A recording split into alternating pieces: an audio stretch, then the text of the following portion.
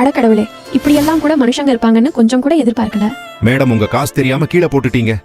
ஐயோ, குப்பைய தூக்கி போடுறேன்னு காசையும் சேர்த்தே போட்டனா?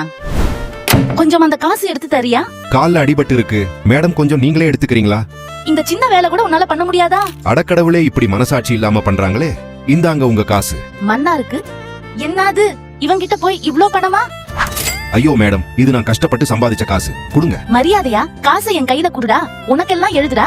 இவ்வளவு பணம் இது என்னோட காசுதான். நான் தான் ரெண்டுமே தெரியாம கீழே போட்ட. மேடம், நான் உங்க காசுக்கெல்லாம் ஆசைப்படவே இல்ல.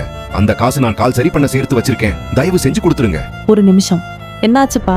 மேடம், அவங்க காசு கீழே போட்டாங்க. அதை எடுத்து அவங்க கிட்ட கொடுத்து அவங்களுக்கு நான் உதவிதான் பண்ணேன். ஆனா அவங்க என்னோட காசையை எடுத்து வச்சுக்கிட்டு தரவே மாட்டாங்க.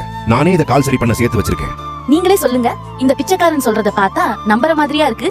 உன் பேச்சே சரியில்லை. காசை முதல்ல என் கையில கொடு. அவரை பார்த்தா பணத்தை ஏமாத்துறவர் மாதிரி தெரியல. இந்த காசு யாருக்கு போய் சேரணும்னு வீடியோ பாக்குறவங்களே முடிவு பண்ணட்டும். இவன் மேல எனக்கு சுத்தமா நம்பிக்கை இல்ல. இந்த காசு உண்மையா கஷ்டப்படுற இவருக்கு போய் சேரணும்னு நீங்க நினைச்சீங்கன்னா இந்த வீடியோவை லைக் பண்ணி கமெண்ட்ல ரெட் கலர் ஹார்ட் மட்டும் போட்டு போங்க. தயவு செஞ்சு போடுங்க.